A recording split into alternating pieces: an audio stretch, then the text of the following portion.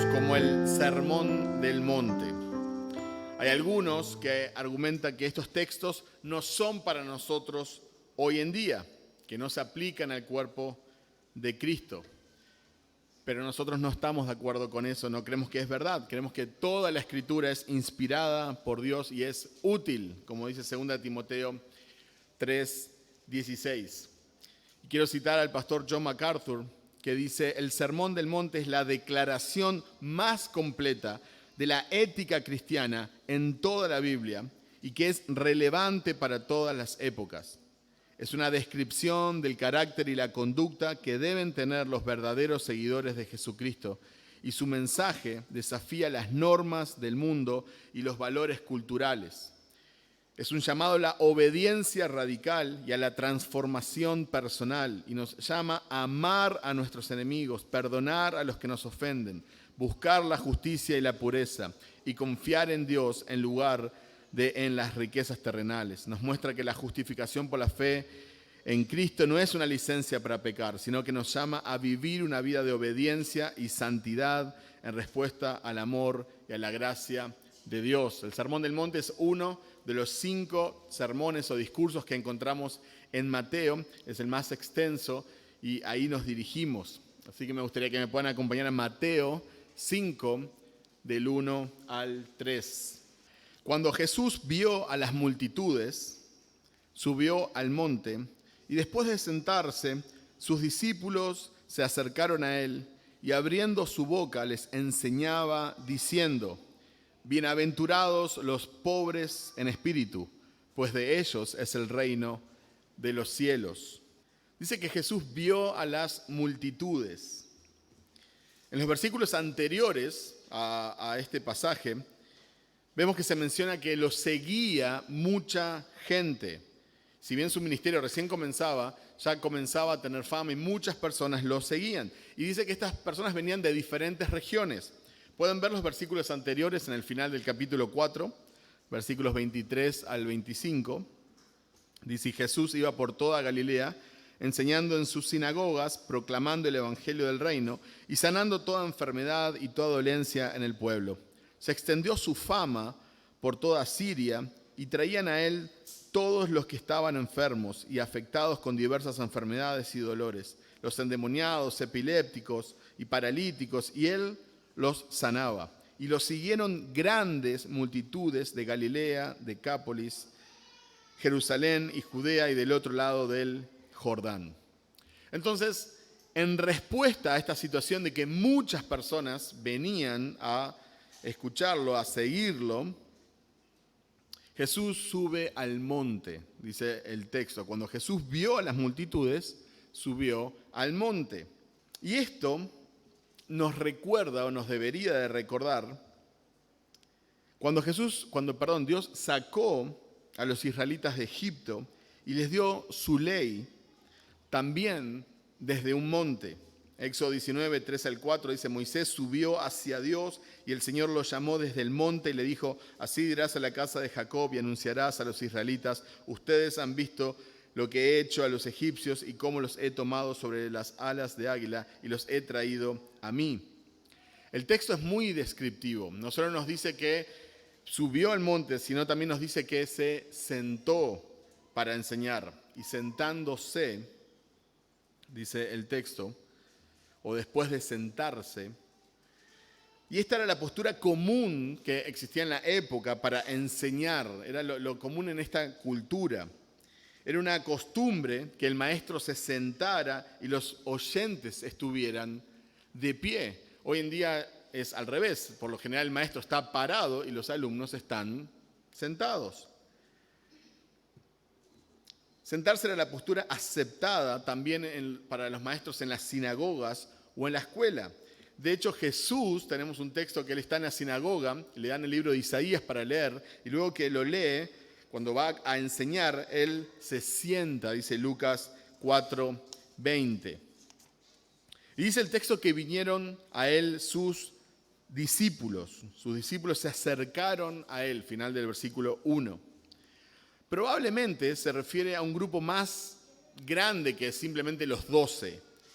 Pero vemos que Jesús se aleja de las multitudes, no necesariamente para excluir a las personas de sus enseñanzas, pero vemos que su enfoque es enseñar a aquellos que los seguían, aquellos que eran sus discípulos. De hecho, al final del sermón, si vamos al final del Sermón del Monte, en el capítulo 7, vemos que una vez más había una multitud de personas escuchándolo. Mateo 7, 28, 29, cuando Jesús terminó estas palabras, las multitudes se admiraban de su enseñanza porque les enseñaba como uno que tiene autoridad y no como sus escribas. Entonces vemos una vez más que las multitudes se admiraban de su enseñanza. Una vez más se había congregado un montón de personas para escucharlo. Y dice el texto, que una vez más digo, es muy descriptivo, que no solo que sube al monte, se sienta como tenían por costumbre los maestros, dice, y abriendo su boca les enseñaba. Y para nosotros esto es casi como una repetición o una obviedad. Bueno, es obvio que si les iba a enseñar hablando iba a abrir su boca. Bueno, son varios los comentaristas bíblicos que dicen que Jesús enseñaba de varias formas con toda su vida, entonces no es una obviedad que él abriera su boca para enseñar. Pero esta expresión tiene un porqué y significa que Jesús usó su voz de una manera potente para enseñar a las multitudes. Significa que Jesús habló con energía, con convicción y con reverencia. Sentado, como se acostumbraba en la época, hablándole a las personas, pero hablando firmemente, con voz alta, con autoridad, como después vimos en el final del sermón, que la gente se admiraba. Él habla con autoridad, él no está tocando de oído, como diríamos hoy en día. La expresión en griego se usaba de una forma solemne, grave y digna. Es la antesala natural de una enseñanza que será importante. La traducción del verbo enseñaba está en un tiempo imperfecto. Describe una acción repetida y habitual. Se podría traducir perfectamente como esto es lo que él solía enseñarles. Y vemos a Jesús enseñando y proclamando. Y en los capítulos 5, 6 y 7, que es donde tenemos este sermón del monte, Jesús enseñó sobre las bienaventuranzas, lo que vamos a estudiar domingo tras domingo, pero enseñó sobre la ley, sobre la ira, sobre el adulterio, enseñó sobre el divorcio, los juramentos y el amor a los enemigos. Jesús enseñó sobre las limosnas, sobre la tentación, Jesús enseñó sobre el ayuno, enseñó sobre las riquezas, sobre la ansiedad, sobre juzgar y nos enseñó a orar. Jesús nos enseñó a llamar a Dios nuestro Padre. Nos enseñó que el camino es angosto y que no basta profesar Señor, Señor. Jesús nos enseñó que nuestra fe se conocerá por nuestros frutos. Sproul, conocido pastor, dijo, la prioridad de Jesús era predicar y enseñar. Pregunto, ¿cuál debe de ser la prioridad de una iglesia? Si la prioridad de Jesús fue enseñar. ¿Cuál debe ser la prioridad de cada ministerio? ¿Cuál debe ser la prioridad de un misionero, de un pastor? Si no es predicar y enseñar la palabra de Dios. Ahora, vamos a continuar leyendo estas bienaventuranzas para tener un mejor contexto del pasaje que vamos a estudiar. Nos vamos a enfocar en el versículo 3, del 1 al 3, pero queremos leer el contexto para ubicarnos mejor. Vamos a leer Mateo 5, del 3 al 12. Bienaventurados los pobres en espíritu, pues de ellos es el reino de los cielos. Bienaventurados los que lloran, pues ellos serán consolados. Bienaventurados los humildes, pues ellos heredarán la tierra.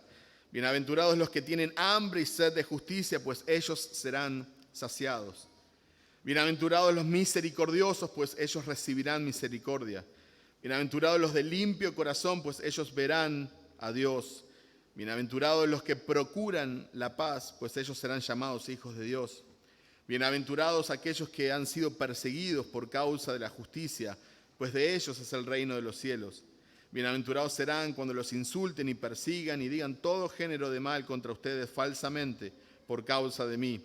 Regocíjense y alégrense, porque la recompensa de ustedes en los cielos es grande, porque así persiguieron a los profetas que fueron antes que ustedes.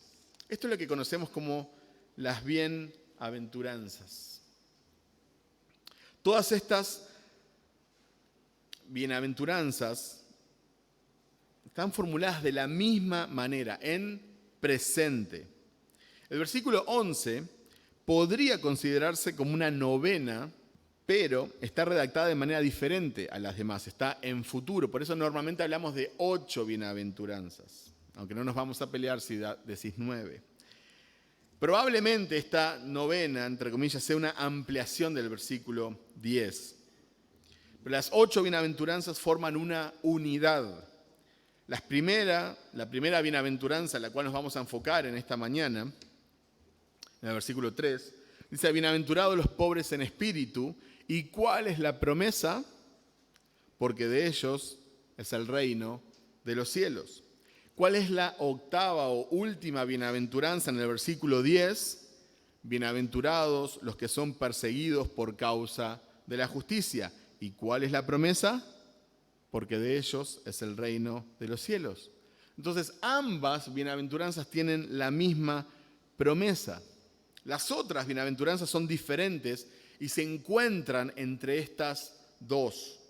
Versículo 4, porque ellos serán consolados. Versículo 5, porque ellos heredarán la tierra. Versículo 6, porque ellos serán saciados. Versículo 7, porque ellos alcanzarán misericordia. Versículo 8, porque ellos verán a Dios. Versículo 9, porque ellos serán llamados hijos de Dios. Todas estas promesas están en futuro. Son una promesa. Serán consolados, heredarán la tierra, serán saciados y así sucesivamente. Pero la promesa de la primera bienaventuranza y la promesa de la última bienaventuranza están en presente. Se les asegura a los discípulos, a los seguidores de Cristo, que de ellos es el reino de los cielos. Y esta es una enseñanza radicalmente diferente a lo que se esperaba del Mesías que iba a venir a Israel. No presenta las bendiciones políticas o materiales del reinado del Mesías como muchos esperaban. Hay un énfasis claro en las implicaciones espirituales del reino de Cristo en la vida de sus discípulos. Y las bienaventuranzas nos enseñan cómo se espera que vivan aquellos que tienen a Cristo como Rey. La palabra bienaventurado se podría también traducir como dichosos, felices, bendecidos, afortunados. La palabra griega es makarios. Y detrás de esta palabra, del griego antiguo, makarios, no es la felicidad superficial y pasajera. Es el gozo que proviene de conocer al Señor. El gozo es esa alegría o felicidad o paz o bendición que va más allá de las circunstancias. Es el sentido más verdadero y piadoso de la palabra feliz. No es el sentido moderno y casual que día a día le damos simplemente de estar cómodos o sin problemas. No se trata de estar entretenidos en un momento como cuando le decíamos a alguien feliz cumpleaños. Sí, feliz cumpleaños, está bien. Pasala bien, divertite, que tengas un buen año. Pero la palabra makarios es más profunda. Quizás una traducción más correcta sería supremamente bendecido. Spurgeon dijo: no has fallado de notar que la última palabra del Antiguo Testamento es maldición. Y me fijé, ¿será? Me fijé, fui a Malaquías, última palabra del Antiguo Testamento, maldición. Ya no me acordaba, es interesante. Continúa Spurgeon: y es sugerente que el sermón de apertura del ministerio de nuestro Señor comienza con la palabra bienaventurado o supremamente bendito o bendecido. Ahora mismo podemos disfrutar de la bendición suprema de Dios. No es bienaventurados serán, sino bienaventurados son los pobres en espíritu, porque de ellos es hoy en día el reino de los cielos, no será el reino de los cielos. Y ahora obviamente tenemos que contestar la pregunta, ¿qué es la pobreza de espíritu? Es la pobreza extrema, es la más profunda de las miserias, es la indigencia de nuestra alma frente al Rey de Reyes. Por eso el título de este sermón es Indigentes del Reino. El término indigente se utiliza para describir a una persona que vive en extrema pobreza o que carece de recursos materiales básicos para satisfacer sus necesidades diarias. Y debemos reconocer que somos indigentes. Debemos de reconocer nuestra miseria. Debemos de reconocer que somos como el leproso que era sacado del campamento. Un leproso no podía trabajar, no podía ver a sus seres queridos porque los podía contagiar, entonces no podía estar con ellos. Lo sacaban del campamento, era aislado, caía en el ostracismo, no tenía qué comer, no podía ir al templo a adorar. Y así somos nosotros cuando reconocemos que somos pobres en el espíritu. Un leproso no puede ir muy lejos, un leproso tiene que quedarse fuera del campamento. Solo pide que alguien le tire un pedazo de pan, porque aún si le daban dinero, ¿dónde iba a comprar? ¿Quién le iba a vender algo? Solo podemos clamar por misericordia, solo nos queda mendigar por compasión. Esa es la idea detrás de los pobres en espíritu. Lucas 5, 12, 13 dice, estando Jesús en una de las ciudades, había allí un hombre lleno de lepra, y cuando vino a Jesús, cayó sobre su rostro y le rogó, Señor, si quieres, puedes limpiarme. Extendiendo Jesús la mano, lo tocó diciendo, quiero, sé limpio. Y al instante la lepra lo dejó.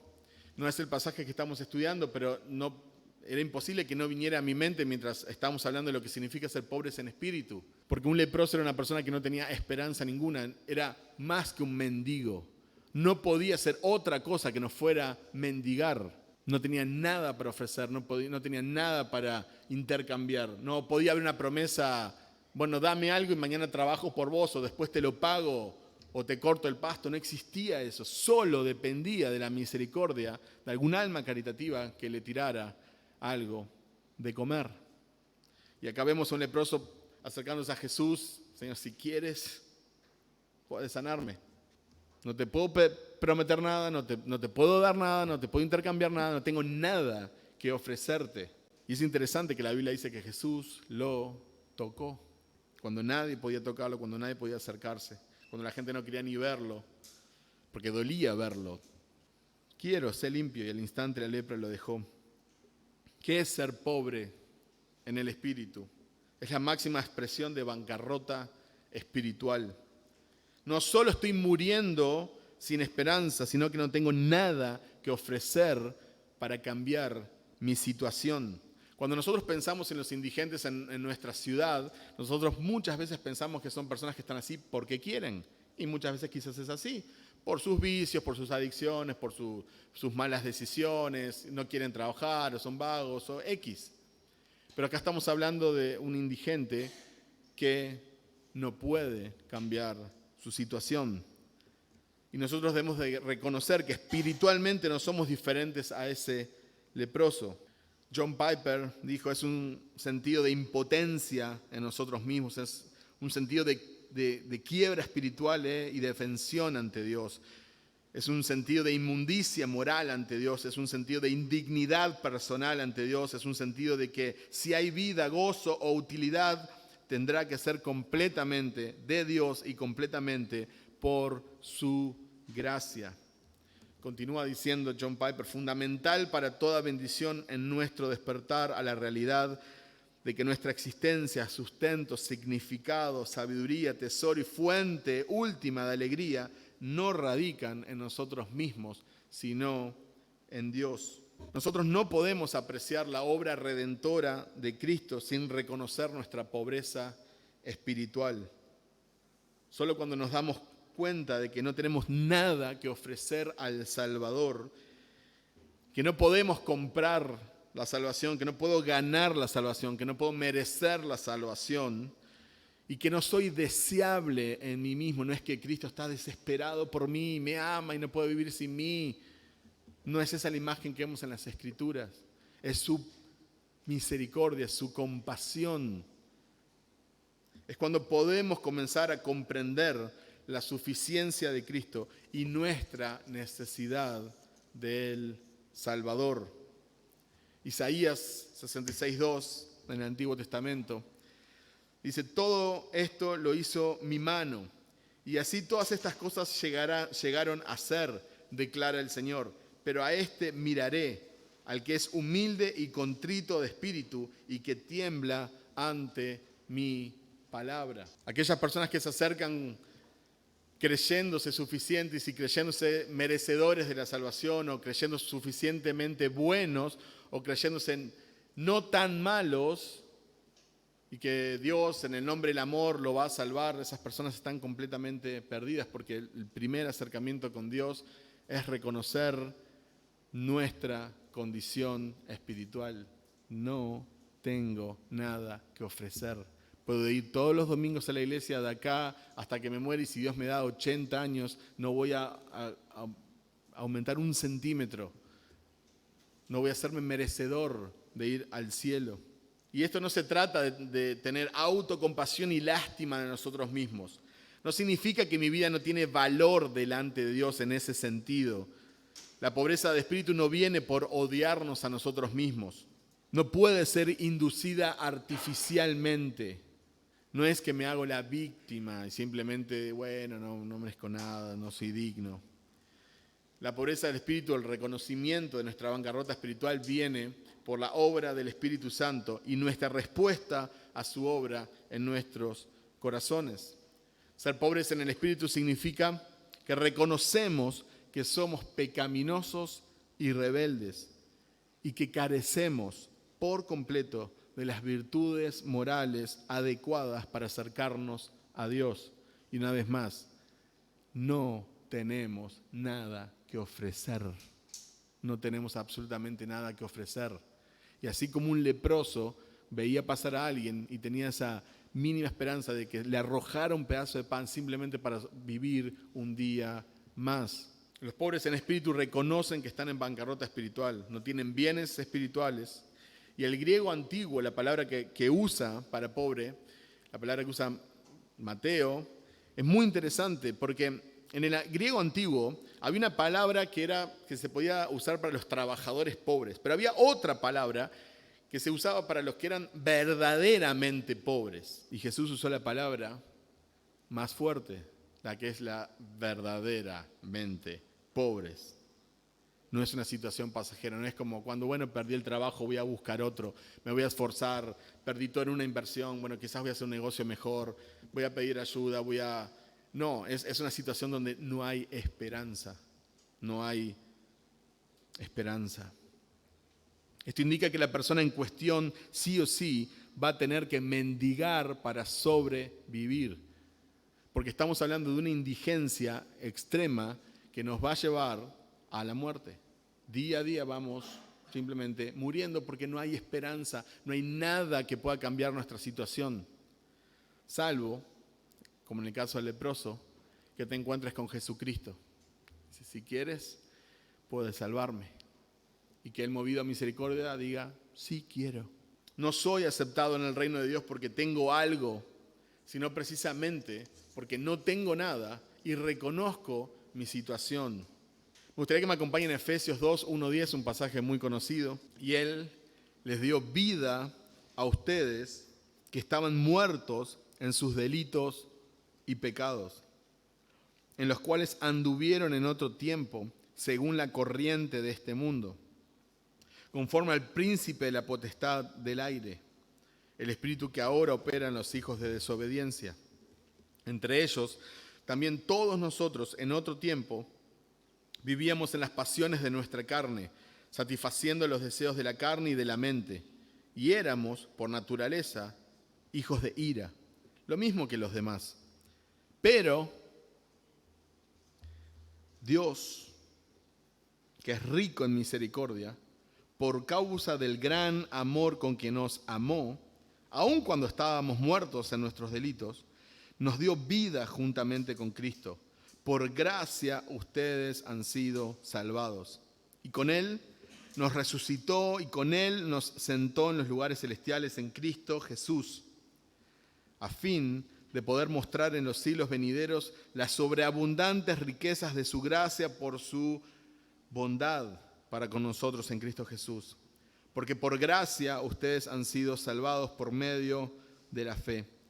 Y esto no procede de ustedes, sino que es un don de Dios, no por obras para que nadie se gloríe, porque somos hechura suya, creados en Cristo Jesús para hacer buenas obras, las cuales Dios preparó de antemano para que anduviésemos en ellas.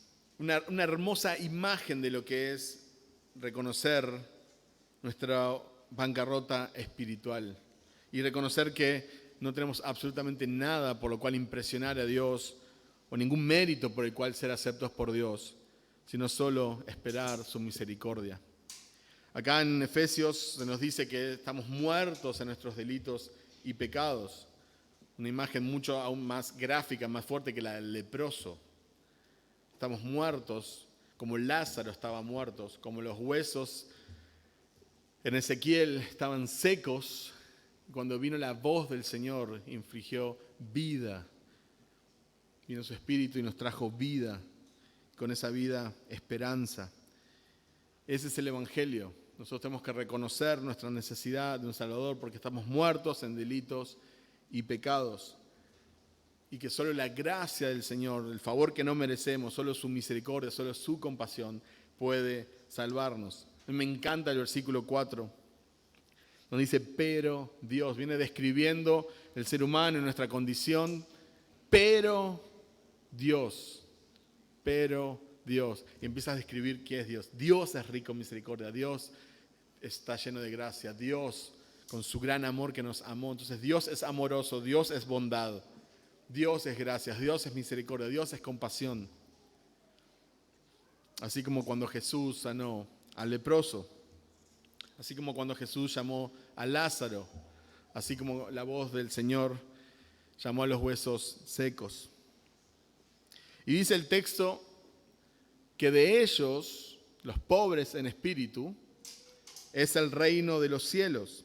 D.A. Carson comenta, el reino de los cielos no es dado en base de la raza, los méritos ganados, el sello militar y la destreza de los celotes o la riqueza de un saqueo. Es dado a los pobres, los publicanos despreciados, a las prostitutas, aquellos que son tan pobres que saben que no pueden ofrecer nada y no intentan, claman por misericordia y solo ellos son escuchados. Esto es un ataque directo a nuestro orgullo espiritual. Si por algún momento se te pasa por la cabeza o pensás que simplemente podés tener una buena actuación en la vida, bueno, si vas a la iglesia, si lees la Biblia cada tanto, si quizás servís en algún ministerio, o si no haces ciertas cosas, a ciertos pecados que, bueno, esos ya son demasiado graves, y por una milésima de segundo se te pasa por la cabeza que vos vas a ir al cielo por tu actuación, bueno, esto precisamente enseña todo lo contrario. Tenés que reconocer que sos un leproso que ya murió. Un leproso que ya murió y solo dependés de la misericordia de Dios. Aquellos que son tan pobres en espíritu que tienen que mendigar son bendecidos con un reino. Y un reino muy opulente. Los últimos 2 domingos estuvimos viendo cuando Jesucristo regrese, los nuevos cielos y la nueva tierra. Y la realidad hoy en día de ser seguidores de Cristo, el gozo que Él nos da, que está en presente. El llamado a ser pobre en espíritu es puesto primero en esta lista de bienaventuranzas por una razón clara, porque pone los siguientes mandatos, y los siguientes mandatos no pueden ser cumplidos por la fuerza de uno mismo. Por eso mucha gente dice, el Sermón del Monte no es para nosotros, eso es muy radical. Muy claro, toda la ley fue dada como una guía para que nosotros digamos, no puedo cumplir todos los mandamientos con mis propias fuerzas y necesito un Salvador. La ley es una guía hacia Cristo. Entonces el primer paso es reconocer tu incapacidad de comprar, de canjear, de merecer, de ganar. No tenés nada que ofrecer. Entonces partimos de esa base para poder, en la misericordia del Señor, vivir una vida que sea agradable a nuestro Rey. Solo por medio de la confianza de un mendigo en el poder de Dios. Nadie llora hasta que es pobre en espíritu. Nadie es dócil hacia otros hasta que tiene una perspectiva humilde de sí mismo. Y si no sentís tu propia necesidad y pobreza, nunca tendrás hambre ni sed de justicia. Y si tenés una perspectiva demasiado alta de vos mismo, entonces no serás misericordioso con los demás. Y así sucesivamente. Si no sos pobre en espíritu, nunca vas a acercarte a Dios. Spurgeon también dijo: los pobres en espíritu son levantados del muladar y puestos no entre los sirvientes contratados en el campo, sino entre los príncipes del reino. Pobres en espíritu. Las palabras suenan como si describieran a los dueños de nada y sin embargo describen a los herederos de todas las cosas.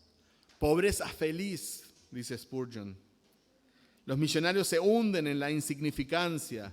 El tesoro de las Indias se evapora en humo, mientras que para los pobres en espíritu permanece un reino impecable, ilimitado e infinito, el cual los hace bendecidos en la estima de aquel que es Dios sobre todo, bendecidos para siempre. Y me gustaría que me acompañen a un par de pasajes que nos ayuden, nos echen un poco de luz a qué significa ser pobres en espíritu y abrazar el Evangelio que nos hace parte de su reino, que cambia nuestra vida, cambia nuestra condición, cambia nuestra eternidad. Lucas 15, del 11 al 24, quizás mientras mencionábamos algunas de estas cosas, de estos pasajes, venía a tu mente el hijo pródigo. Creo que está bien que así sea. Lucas 15, del 11 al 24. Jesús añadió: cierto hombre tenía 2 hijos, y el menor de ellos le dijo al padre: Padre, dame la parte de la herencia que me corresponde. Y él les repartió sus bienes. No muchos días después, el hijo menor, juntándolo todo, partió a un país lejano y allí malgastó su hacienda viviendo perdidamente. Cuando lo había gastado todo, vino una gran hambre en aquel país y comenzó a pasar necesidad. Entonces fue y se acercó a uno de los ciudadanos de aquel país y él lo mandó a sus campos a apacentar cerdos. Y deseaba llenarse el estómago de las algarrobas que comían los cerdos, pero nadie le daba nada. Entonces, volviendo en sí, dijo: ¿cuántos de los trabajadores de mi padre tienen pan de sobra? Pero yo aquí perezco de hambre. Me levantaré e iré a mi padre y le diré: Padre, he pecado contra el cielo y ante ti. Ya no soy digno de ser llamado hijo tuyo. Hazme como uno de tus trabajadores. Levantándose fue a su padre.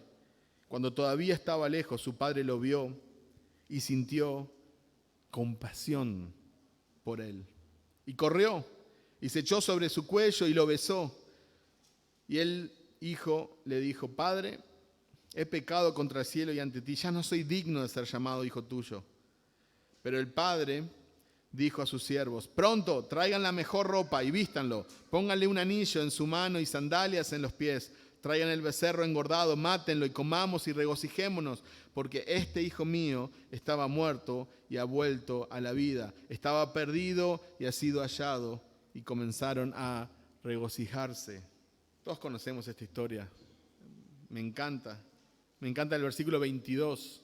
Hasta el versículo 22 lo único que tenemos es un hijo sucio, con olor a chancho, mal comido, solo, sin sus amigos de juerga, arrepentido, pero hasta ahí sigue siendo el mismo hijo oloroso. Versículo 22. Pero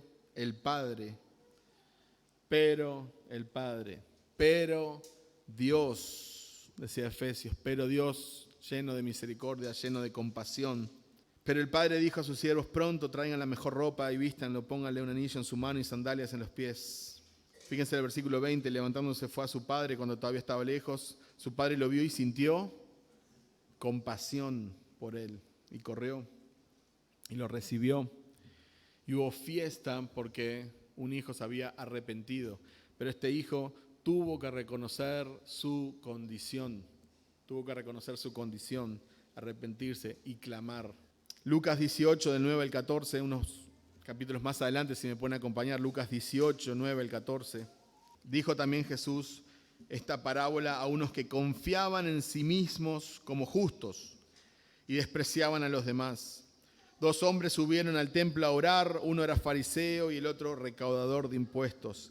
El fariseo, puesto en pie, oraba para sí de esta manera: Dios, te doy gracias porque no soy como los demás, estafadores, injustos, adúlteros, ni aun como este recaudador de impuestos. Yo ayuno 2 veces por semana, doy el diezmo de todo lo que gano. Pero el recaudador de impuestos, de pie y a cierta distancia, no quería ni alzar los ojos al cielo, sino que se golpeaba el pecho diciendo: Dios, ten piedad de mí, pecador. Les digo que éste descendió a su casa justificado, pero aquel no, porque todo el que se engrandece será humillado, pero el que se humilla será engrandecido. Podríamos citar un montón de pasajes que tienen esta misma temática. Aquel que se exalta a sí mismo, aquel que cree que es merecedor, aquel que cree que puede impresionar a Dios, aquel que cree que va a ganar su salvación haciendo buenas obras o sirviendo en la iglesia, aquel solo va a recibir justicia. Dios no le va a dar a nadie injusticia. Vas a recibir justicia. Todos vamos a recibir justicia. Pero lo que mereces justamente es la condenación eterna por estar muerto en tus delitos y pecados. Pero aquellos que nos humillamos, nos arrepentimos y reconocemos nuestra miseria espiritual, nuestra bancarrota espiritual, nuestra pobreza y pobreza de verdad, aquellos que reconocemos que no tenemos nada que ofrecer y que solo esperamos en la misericordia, en la compasión de Dios, entonces aquellos son los que el Señor salva. Y un último pasaje es el mensaje a la iglesia de la Odisea en Apocalipsis. Apocalipsis 3, 17, 18. Dice: porque dices, soy rico, me he enriquecido y de nada tengo necesidad. No sabes que eres un miserable y digno de lástima, y pobre, ciego y desnudo. Te aconsejo que de mí compres oro refinado por fuego para que te hagas rico, y vestiduras blancas para que te vistas, y no se manifieste la vergüenza de tu desnudez, y colirio para ungir tus ojos y que puedas ver. Hermanos, que podamos reconocer que no tenemos nada que ofrecer al Señor ni tenemos nada para impresionarlo. Si estás en Cristo, si tienes una relación personal con Él, si tenés la esperanza de la vida eterna, si tenés el perdón de todos tus pecados, es por la misericordia y por la gracia del Señor. Y siempre tenés que recordar eso, siempre tenemos que recordar eso, y que eso nos humille cada día para buscar al Señor y para querer vivir una vida agradable a Él. No buscamos hacer cosas buenas para ganar su favor, hacemos cosas buenas para vivir una vida que sea para su honra y gloria. Queremos exaltar a aquel que nos salvó, queremos vivir una vida agradecida a aquel que tuvo misericordia de nosotros. Y si te estás dando cuenta que quizás has estado mucho tiempo en la iglesia o diferentes iglesias o en la religiosidad y que crees que sos merecedor del cielo porque no sos tan malo como aquellos que están en la cárcel, o sos bueno porque a veces haces cosas buenas, o te crees religioso, o te crees que con suficientes obras, ¿verdad? Bueno, has ido a la iglesia, has leído la Biblia, has orado, has ofrendado, has ayudado a otros. Entonces quizás Dios te tiene que, ¿cómo te va a condenar Dios? No puede condenarte porque has hecho cosas buenas. Si esa es tu situación, hoy es el día de salvación. Hoy es el día para reconocer y clamar que necesitas un Salvador. Si la salvación pudiera ganarse, si alguien pudiera ser salvo simplemente cumpliendo los mandamientos, dice Gálatas que Cristo murió en vano. Pero Cristo no murió en vano. Dios se hizo hombre y murió una muerte horrorosa y vergonzosa en nuestro lugar, porque esa era la única forma de satisfacer la justicia de Dios y poder otorgarle gracia y perdón a pecadores sin ser injusto. Entonces Jesús está pasando, y así como el leproso clamó sin nada que ofrecer y sin ninguna otra esperanza, clama a Jesús, pedile que perdone tus pecados, pedile que te dé nuevo corazón. Y si estás en Cristo, bueno, esta misma gracia es la que tenemos que reconocer cada día. Por eso cantamos de su gracia, por eso hablamos de su gracia, para nunca olvidar que si un día estamos en la presencia de Dios, es porque Él tuvo compasión, pero Dios. Así que, hermanos, con pobreza de espíritu, reconociendo nuestra bancarrota espiritual, sin nada que ofrecer, acerquémonos al Señor y pidamos misericordia de Él. Oremos.